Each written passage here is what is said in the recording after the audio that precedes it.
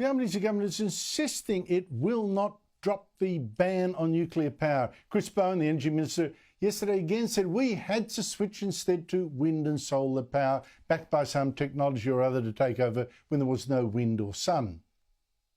We all know that renewable energy is not just good for Australia, it's absolutely essential to our energy future. We need renewable jobs and storage jobs and investment right across the board. Except his investments aren't working out. The wind farms, for instance, aren't being rolled out fast enough. Or take green hydrogen made from water. Bowen's backed that too, this miracle fuel. But one project after another is in strife. Another example just now. Bowen last year promised $100 million to build a hydrogen hub near Whyalla. Now even the ABC is reporting worries it could turn into yet another Bowen flop. His record won't surprise Stephen Gorham. He's the author of a recent book, Green Breakdown, The Coming Renewable Energy Failure, warning that green technology isn't performing anywhere near what was hoped, certainly not commercially. Steve Gorham is a former engineer, now Executive Director of the Climate Science Coalition of America and advisor to the Heartland Institute. He joins me now. Steve Gorham, what a pleasure to speak to you. Let's talk about investing in green technology. There's a lot of talk about that here by the government. What has the record been there, at least financially, in green technology? Yeah, the world is pushing for a thing called net zero energy by 2050. At least the wealthy nations of the world, the United States and Europe and Australia, New Zealand, Canada, are trying to make a transition from hydrocarbons, coal, oil, and natural gas, to renewables, wind, solar, and biofuels. But one of the problems we're running into is that these renewable equipment companies are very poor investments. And we're seeing it every day. The number one example is a thing called the RENIX, RENIXX, the Renewable Energy Industrial Index, which is a global stock index of the 30 largest industrial companies of the world, renewable industrial companies. This was set up by IWR of Germany in 2006 with an initial value of 1,000 points. Just a week ago, the value of the index stood at 1,013 points. So we're talking about over 18 years, we've had basically no growth. At the same time, the S&P 500 has quadrupled. And we're seeing this throughout all sorts of renewable equipment companies, from wind to solar to electric vehicles, to hydrogen, as you mentioned, charging companies. All these companies are very many of them are doing very, very poorly financially. But why would that be when, given that there's been all this hype, all this government support, all this moral suasion to try to get people to buy green technology? Why would that be that they perform so badly? And mind you, you've got the Tesla standout, so that's propping them up. There must be a lot that are really doing badly. Yeah, the Tesla is a exception to the rule. Tesla was founded about 2003, and by 2018, it was still the only pure play major electric vehicle company in the world. And by 2021, it achieved a capitalization of over $1 trillion. It was worth as much as the next 6 auto manufacturers combined. But to give you a comparison, in the United States since 2019, there have been 31 companies that did initial public offerings, went public, 31 electric vehicle companies.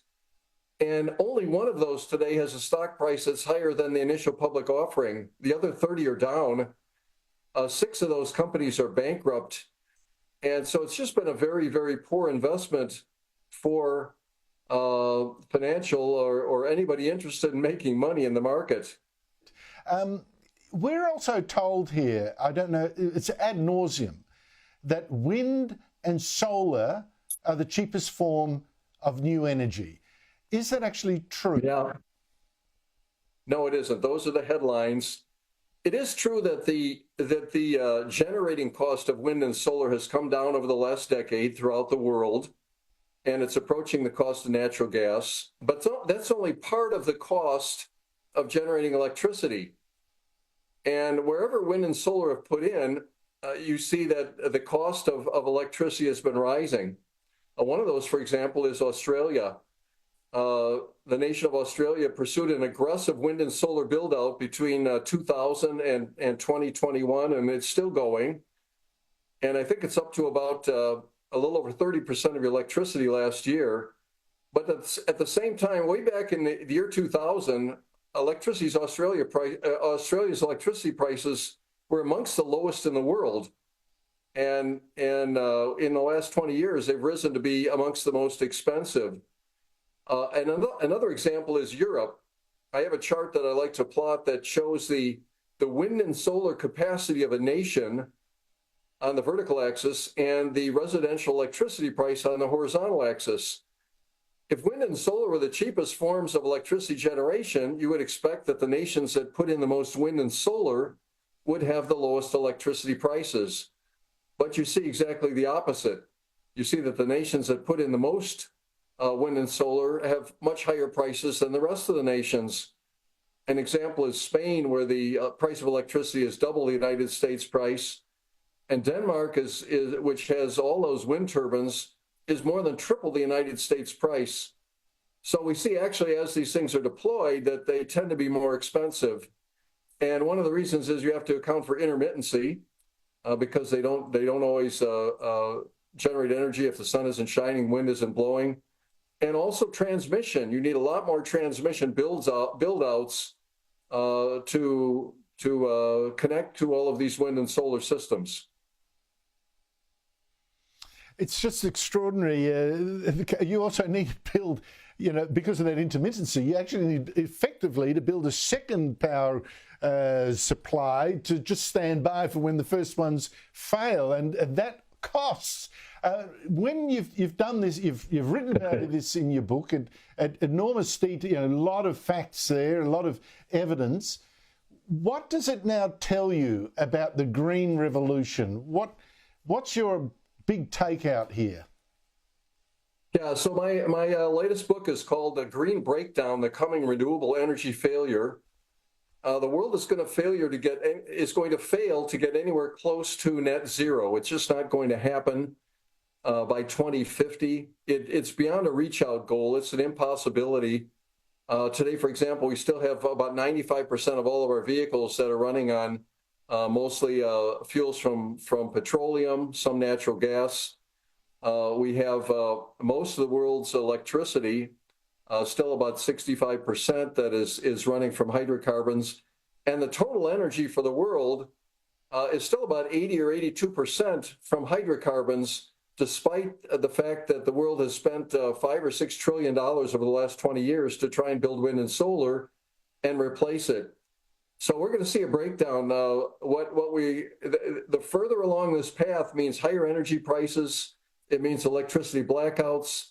It means loss of freedom because governments want to take away your gasoline vehicle or your a gas stove at home. And we're going to see more and more transnational energy shocks like they've seen in Europe over the last 2 or 3 years. People are going to push back. They're going to demand a return to low-cost, reliable energy. Well, I think people are starting to demand that right here, Steve Gorham, and this election could actually swing on the result of that particular debate. Thank you so much indeed for your time. Thank you, Andrew.